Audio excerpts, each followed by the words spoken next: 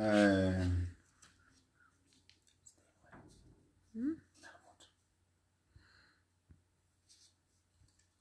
Good evening and welcome. It's been a week. It's been more than a week. Good evening. Good evening, South Africa. Good evening from wherever you are watching this. My name is TJ Mohale, and I just want to take a few minutes and we go over a few topics relating to the SARS coronavirus 2019, Covid-19. It's been more than a week, as I've said, since I spoke about corona. So I hope we can go through a few things. There's a lot that has been happening in the past 10 days. So we're gonna talk about lockdown, graphs and curves. We will touch on testing, and then we will wrap up with ventilators. We will also look at your questions. So if during the talk you have any questions, do not hesitate to ask, and I will try and answer them. So we always start here. This is the Johns Hopkins University and Medicine Coronavirus Resource Center. So we always check the COVID-19 data center, track global cases and trends updated daily, almost on a hourly basis. The computer science laboratory over there did some brilliant work in making sure that we have a united source of statistics for COVID-19. We have officially crossed 1 million cases worldwide. 1 million. We are now at over 1 million cases. You can see the number there. You see. 1,02,159 cases worldwide. Those are the confirmed cases.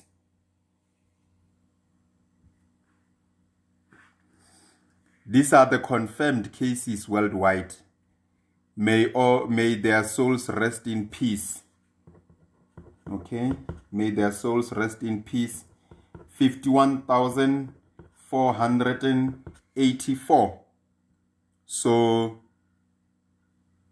whenever you are thinking of coronavirus, just remember this number is rising on an hourly basis. Patients are in ICU. This number is increasing. So coronavirus is very deadly. Some encouraging number here. That's the recovery in green. That's the recovery in green. Just know that I am seeing your questions. I will get to your questions at the end. I can see them. Keep posting. Keep listening. In the 4 topics that we said we will cover for tonight, some of your questions will be answered. So keep listening. Keep posting those questions. So close to 200,000 people have recovered. That is encouraging, but that is an important number to consider. The Centers for Disease Control in the USA is telling us that 25% of COVID-19, 25% of COVID-19 patients have no symptoms. This is a big number of people who have coronavirus. They are carriers. They are spreading the disease and they don't know. So this number is the people that have recovered, taken, people who have been in hospital, people who have been discharged from hospital. But there is a big number here that is never tested. So that is a very big number. So we are at over 1 million confirmed cases worldwide. I see your question there. Lankolo, how many people have they tested worldwide? I will look up that statistic and we will talk to that when we come to testing. That is a very important question. We will come to that question. So the elephant in the room. If you have any news app on your phone right now, what I was just talking about now, all the major news websites, it's a breaking story now. We are officially over the 1 million mark. It's breaking story. All newspapers are reporting on it. So it's only getting worse, ladies and gentlemen. So I want to start with the elephant in the room. Lockdown. In my first live video about coronavirus about 2 weeks ago, I called for a lockdown of our country, South Africa. And we spent over an hour discussing that. So finally, the president announced a lockdown on the 23rd of March 26, 2020. The lockdown will be for 21 days. This lockdown was supposed to started on the 26th of March at midnight and will run through to the 16th of April. Now, we have discussed in the past why a lockdown is important. Don't worry, you have seen this graph before. And if you haven't, I'm just going to say a few things about this graph. We are guided by this graph. You remember flattening the curve. We have the logistic growth curve of St. Louis 1918 and the exponential growth curve as displayed by Philadelphia in 1918 during the Spanish flu. So we want to flatten the graph. We prefer a logistic growth because it does not collapse the healthcare system. So the lesson we learned from St. Louis is that you need to lock everything down. So a lockdown consists of many things. It's a total shutdown. Only essential services are running. So you are all aware of this. So I just want to give my opinion on South Africa's lockdown. I have written 2 dates here because I believe we need them. The lockdown is underway from the 26th of March to the 16th of April, but something in the past 3 days happened.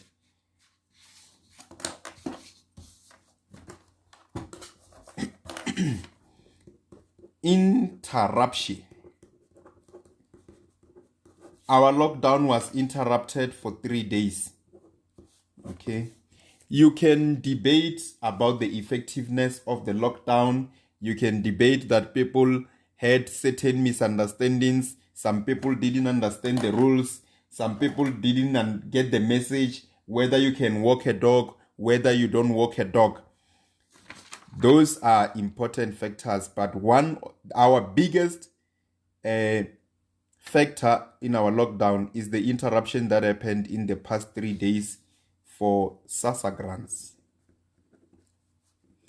Essentially, the country was reopened. There was a lot of movement. The effects of this movement, we will see it in 14 days. 14 days from Monday to Wednesday, there was taxis operating. A lot of people, South Africa, millions of people are on social grants. If you had an opportunity to travel anywhere in the past 3 days, you will notice that there was a lot of movement and people were out and about. Even though there are police and the military on the road, there was still a lot of movement. The effects of this movement will only be seen towards the 12th, 13th, 14th of April. So mark this date down, 1404. We will only see the effects of the movement that happened in the past 3 days on the 14th. Whether the infections will go up, we don't know, but the incubation time for COVID-19 is 14 days. So we will have a clear picture there and about. On top of the reopening in the past 3 days, there was almost 80 hours. The lockdown was announced on the 23rd, only to take effect on the 26th. So people had 80 hours for inter-provincial movements and cross-provincial movements. So this movement happened between the 23rd and the 26th. So we will only know of the effects of that movement. We will know about the effects of that movement sometimes after next week. Remember when I say the incubation is 14 days. So if something happened today, we will only start knowing from next week, from 14 days from now. But remember, patients show different symptomatology and it may take time to test. So give it 2 weeks to 3 weeks. Even on this one, you can add all the way up to 2104. Remember, the 21 days comes from the incubation phase. Initially, it was given as 14 to 21 days. Later on, as we learn more about the virus, we realize that it's actually 5 to 14 days up to 21 days. That's the incubation period, if you want to look at it in totality. So it's too early. It's too early to make any comments about whether South Africa's lockdown is working or not. The lockdown in China, Wuhan, and Hubei province lasted well over 3 months. Yesterday, Italy announced that their lockdown is being increased until 14th of April. It's been more than 3 weeks in Italy. They are reporting that the cases are falling and the number of deaths being reported in Italy are also going down. But the effects of a lockdown cannot be seen within a week. So we have to wait. We have to stay home. We have to wash our hands. We have to wash our hands, everyone. So that is all I wanted to highlight on the lockdown. So please stop comparing curves with other countries. The most important thing to notice is that even the United States, they have extended. I think we mentioned it last week. President Donald Trump had intentions of reopening the US economy by Easter, next weekend. He has accepted that that is not practical. The social distancing guidelines in America have been extended until the end of April at the least. So you cannot talk about lockdown after a week. And here is another reason. Testing. So you want to test. That is the message from the WHO. They say test. Test. Okay? Why? Why testing? COVID-19 has been labeled an invisible enemy. The only way you can see this invisible enemy is by testing for it. Many countries, last time we were checking, the US has done more tests than any other countries. Their president Donald Trump at POTUS 45 say the US is testing in 8 days what other countries are testing in 8 weeks. You see, so the US is doing a lot of tests. However, South Korea has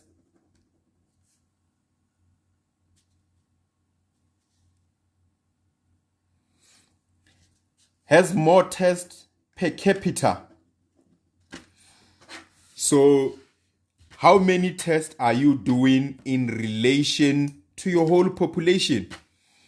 Because if you have a population of 20 million and you do 1 million tests compared to somebody who has a population of 15 million and still do 1 million tests, it's different. You see, it's different. So let's look at testing in South Africa. You see, this is the statistics from the NICD, the National Institute of Communicable Disease in South Africa. They are giving us daily statistics. As you can see, these are statistics from today, 2nd of April 2020. This is their tweet, their official Twitter handle, and they release these statistics. So tests conducted in South Africa as of the 2nd of April is 47,965. You see, so we have conducted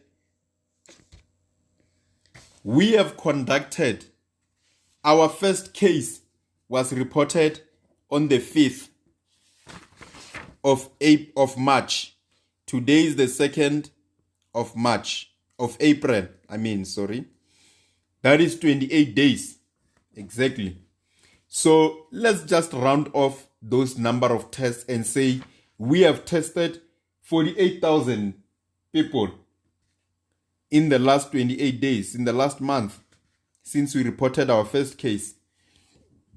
If we just do a little bit of mathematics, we will realize that we are conducting 1,714 tests per day. When releasing these statistics today, the Minister of Health said he plans to see this country in the next few weeks conducting 30,000 tests per day. If we say over the next month we are testing 30,000 people a day, we will manage to test 840,000 people over the next 28 days from tomorrow. You count 28 days, you will arrive on 1st May. So this is the target that the Minister of Health has essentially put out there. He wants us to test 30,000 people a day.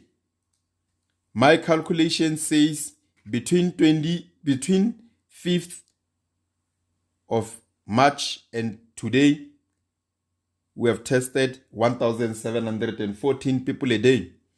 The minister was talking about increasing the testing from 5,000 a day to 30,000 a day. Unfortunately, the minister's arithmetics doesn't add up. We are conducting less than 2,000 tests a day based on these statistics that we have. I hope we can be able to test 30,000 people a day. So what is the reason why we are conducting so few tests? The reason for that is because we are using a laboratory-based test. There are very few laboratory virology labs in the country. Some provinces are not conducting any tests. They are being sent to other provinces. So we are looking for what they call point-of-care testing. The department is talking about deploying 10,000 field workers to assist with testing. That will be great, and hopefully we can start testing more people. The game changer will be in the test itself. We need a point-of-care test. Doctors, nurses in clinics and hospitals must be able to test patients when they come in. We are testing people who are symptomatic, people who have contacts. Here is a big lesson from Israel. Israel is testing all healthcare workers every 5 days. I say Israel is testing all healthcare workers every 5 days. Why? Because healthcare workers are not only treating corona patients. So healthcare workers can transmit from one patient to the next. So another lesson is from the United Arab Emirates. The test is available to anyone, whether you are symptomatic or not. In the UAE, the test is available for $70 for anyone who wants it. Those who can't afford it, the state tries to cover as many people as they can. So let's hope that we can meet the minister's target. South Africa, this will still be less than 1 million. South Africa is a country of 59 million people. So this is a very small percentage. You can calculate there and see the percentage of the population that we are targeting to test in the next 28 days. When you cannot see your enemy, you are going to have a big problem trying to fight it. You are going to have a big problem trying to fight it. I just wanted to mention another important issue. This was touched on earlier today by the MEC of Health in Gauteng Province, Dr. Bandile Masuku. And he was talking about ventilators. Apparently, Gauteng is trying to acquire 1,500 ventilators. At the moment, our ventilator numbers is very small in the country, both in private and public. New York State Governor Andrew Cuomo has been talking a lot about ventilators. The ventilators are the machines that we use to help people breathe when they are having severe disease.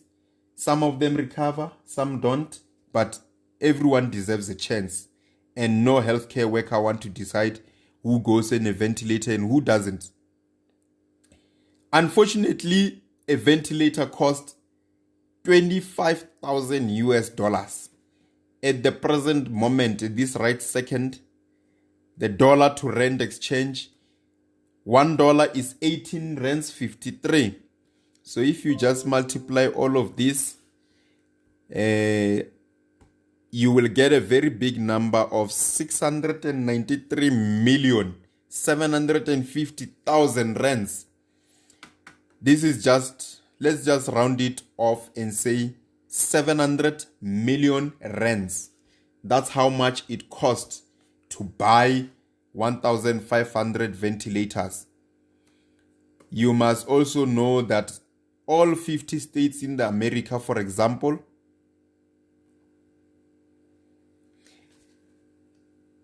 all 50 states in America, a lot of countries in Europe, they are all trying to buy the same ventilators from one supplier in China. So this is a very high price, and it's a big fight to try and source ventilators. No one was prepared. No one ever knew no country, no healthcare system in the world ever thought that at any time they will need to buy hundreds, thousands of ventilators, So no one is ready. So that is the going price. So let's hope South Africa, if the need do arise, let's hope we have that billion to buy ventilators, because they are very expensive. I'm gonna try and answer a few questions. If you have more questions, you can post them. So Matumi Kapa is saying here, I think government is lying about cases at this point. My friend, I don't think the government is lying. The government is telling us what they are seeing. The government is telling us what they are seeing. The only way you can see is by testing. So 48,000 tests. Only 6,000 from public. The other 42,000 is from private.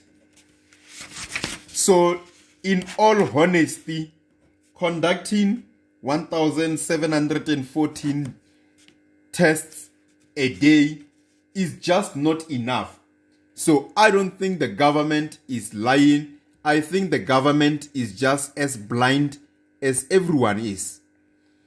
Coronavirus is an invisible enemy. For you to see it, you need to test for it. Right now, South Africa does not have the capacity for mass testing. The only way you can have a true picture of what is going on and have very accurate curves and graphs is if you are mass testing. Mass testing means you can walk into a clinic, you can walk into a hospital and have what is called a rapid test. You have seen on TV, the test right now is using nasal swabs and sputum to look for the virus. Using PCR tests in the lab, these tests take time. So the turnaround of results is very long. Even in America, healthcare professionals are complaining that on average, a test result takes 5 days. So basically, if we look at this average and we are looking at statistics from today on the 2nd of April, we are seeing actually what was happening 5 days earlier on the 28th of March. So we are always behind the virus.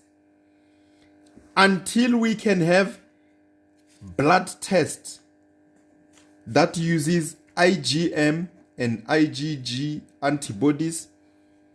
If both are positive, you have the disease. IgM is an acute reaction. It's an acute antibody. So you only have it when there is active infection. When you recover, you are only left with IgG, long-term antibodies. Even after years, it shows exposure. You see? So if we can have a rapid test that will give us results in 15 minutes, you see, and we can have all those results consolidated at the NICD, we can have, there is no real time statistics. That is what I'm saying. What I'm saying is that we are not seeing what the virus is doing in real time, which is why we go back 102 years ago and try to learn lessons, because there is a delay in presentation of patients. There are delays in the healthcare system. This is the line of the healthcare capacity. So our healthcare capacity is just not ready for mass testing, for mass surveillance, for mass tracing, and for mass isolation.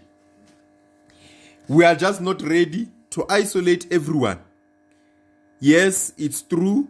We are testing more people than we did in the last few weeks. That is because testing is improving.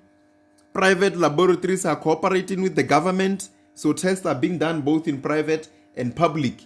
But the number of tests, 6,000 in public, from public hospitals, is very concerning. So this must change in the public laboratories. This must change.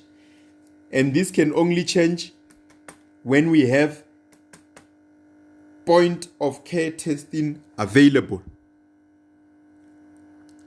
So another question there is about COVID-19 being airborne.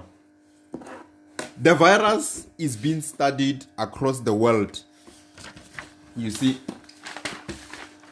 the virus is being studied across the world on a daily basis. We are learning more information about the virus. Right now, there is a big international study called Solidarity Study. This is a study led by the WHO, and it's multinational. So there is a lot of work happening in the laboratory to learn about the virus. So 4 weeks ago, we didn't know how long the virus survived on surfaces. We didn't know how long the virus survived in the air. But if we look at the rate of spread, it makes sense that the virus can be transmitted both by aerosols and droplets. You see, so this is a developing science. We are still learning more about the virus. That's why we are saying, let's stay at home.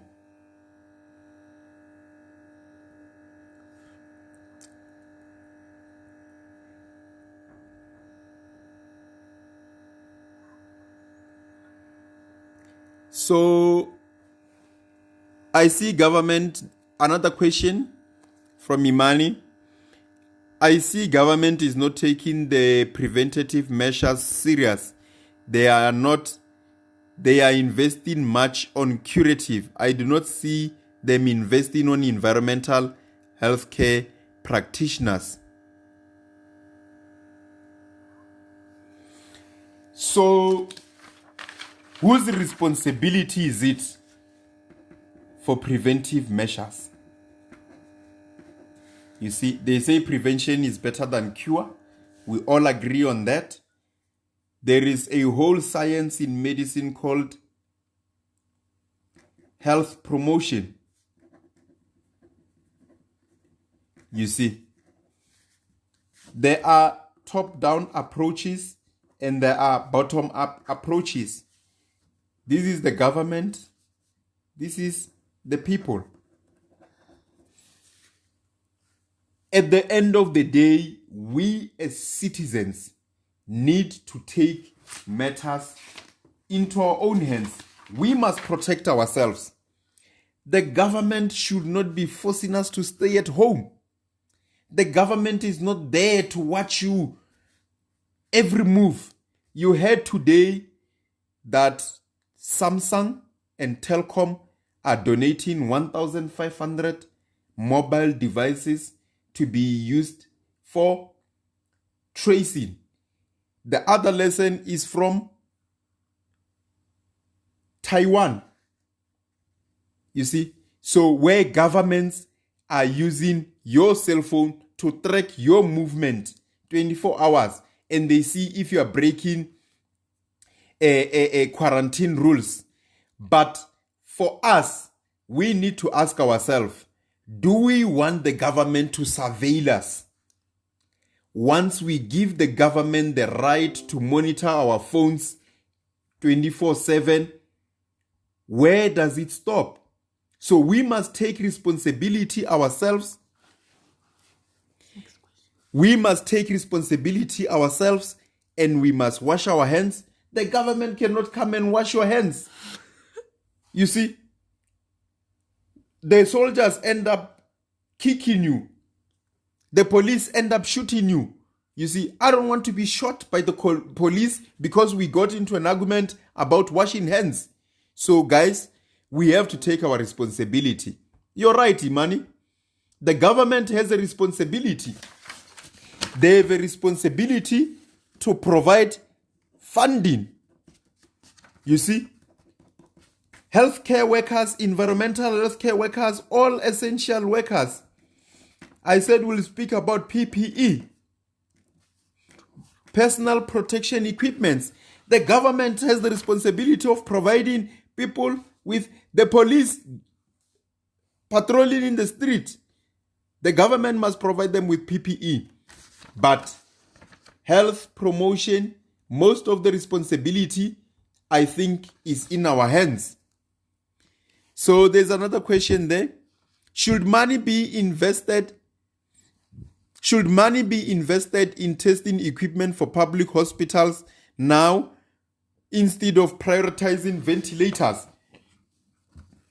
Well, my brother Tato, you need both. You need testing. Testing makes you see the virus, makes you have accurate curves, and makes you plan better. So you need to test. You see, if you don't test, how do you know how many ventilators you might actually need? You don't know how bad things are going to be. So unfortunately, my brother, you need both. But the first one is testing. The issue of ventilators, healthcare systems are being exposed. You see, around the world, healthcare systems are being exposed for being unprepared. The USA is one of the most resourced countries in the world. They are collapsing. New York is one of the richest cities in the world. They are collapsing. Right now, the only surprising lesson we are learning is from Germany. Germany has a lot of cases and very few deaths. They have lots of cases. I think last time, let's just check here. Let's just check Germany. Germany has a lot of cases but have very few deaths because they have a very robust healthcare system. That is why Germany is able to assist other countries. So you see, Germany has 84,600 confirmed cases. They only have 1,000 deaths in Germany. So their healthcare system there is very robust. That is why they're able to help Italy, they're able to help Spain, they're able to help France. You see? So healthcare systems are being tested. The question you should be asking, my brother Tato, how many ventilators do we have at the moment? You see, if you are starting from very few ventilators, South Africa has less than 1,000 ICU beds, both in public and private. So we are being exposed for underfunding the healthcare system for the past 25 years. I'll only count for the past 25 years of democracy. So we are not spending very well on healthcare. And the little that we are spending, we have clearly not been spending it very well. So we need to spend on both testing and ventilators. Healthcare capacity. We need to spend on healthcare workers. We need to spend on all first responders. You see, my last message is from the city of New York, the state of New York in the United States.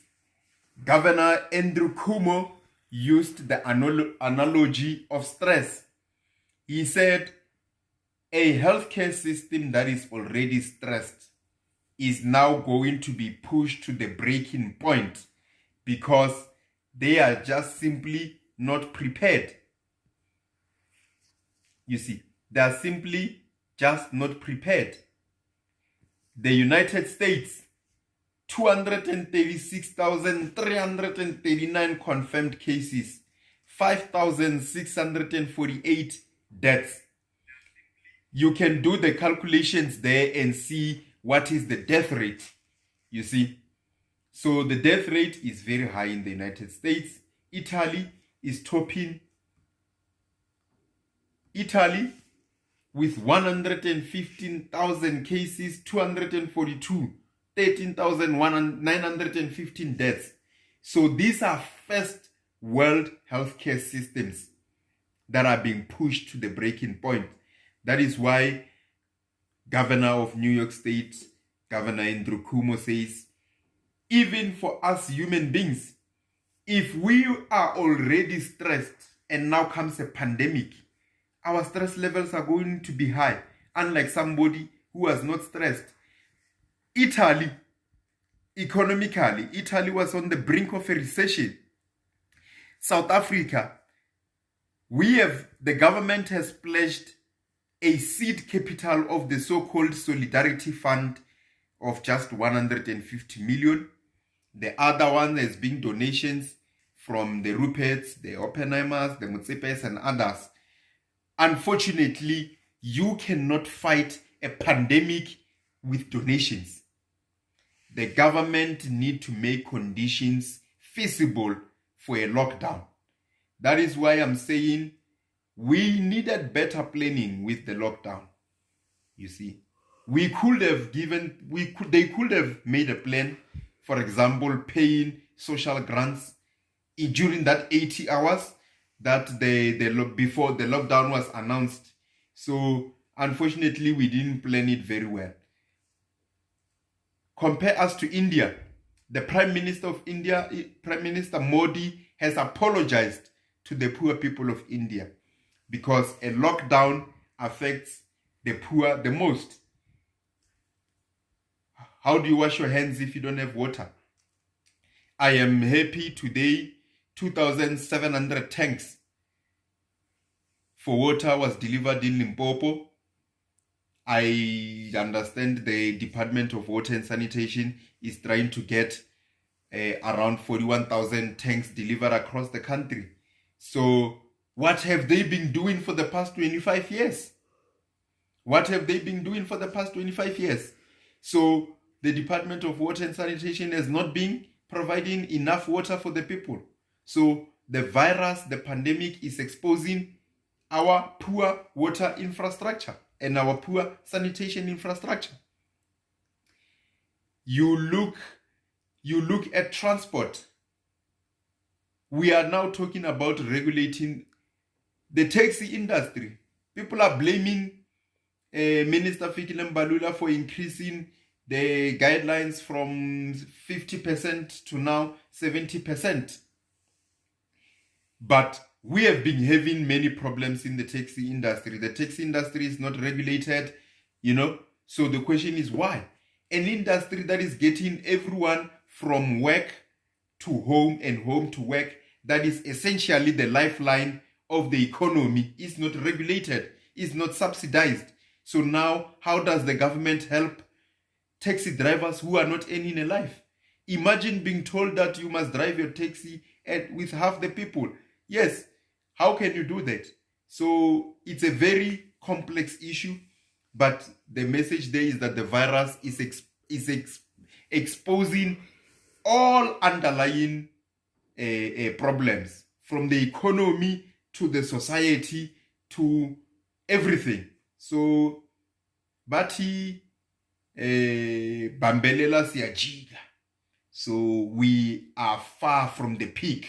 Okay, we are far from the peak, so we cannot talk about the curve flattening. Okay, let's stay at home, let's adhere to this, and let's help those who we can. The country is trying to respond to the pandemic with donations. Those who can donate. You can continue posting your questions. Like I said, there is always a lot to talk about.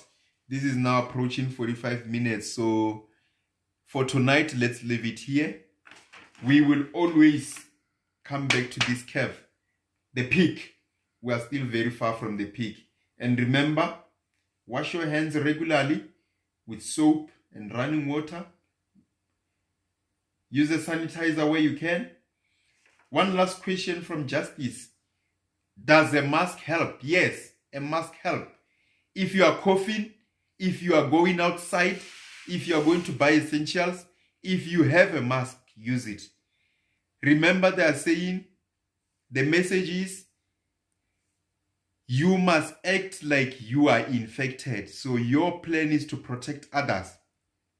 If you are coughing and you are wearing a mask, your cough, I think coughing into a mask is much safer than coughing into an elbow. So a mask, my friend Justice, is important. But please do not finish all the masks in the shop. Just buy those that you need so that others can also get the masks. Do not hoard any products. There is no need to hoard food, medicines. Also, stop researching drugs on the internet. There is no drug that is proven to be effective against COVID-19. The solidarity trials are trying to bring us that information. There is an alarmingly increasing number of people in the United States, especially who are being admitted with drug overdose, because they're reading on the internet and it says this drug is effective against coronavirus. They don't even know they have coronavirus, but they're taking the drugs, and a lot of people have been admitted with overdose. So the message is, if you want to buy medication, get something for a headache, just the same you will during a normal flu season. Right now, there is no drug proven to be used to be effective against coronavirus. And even if a drug is proven to be effective, it will be issued by prescription. All those drugs that are being mentioned, that we are seeking the evidence for, those are all scheduled drugs. You should not be buying them from the streets. Let's try and get more questions tomorrow. Good night. I can't say enjoy lockdown. I don't know what you are doing. So if you are working from home, continue working from home. But most importantly, wash your hands. Thank you for watching. Let me go wash my hands. We will try and do this again tomorrow, and I will continue doing research to be able to answer your questions as effectively as I can. Thank you.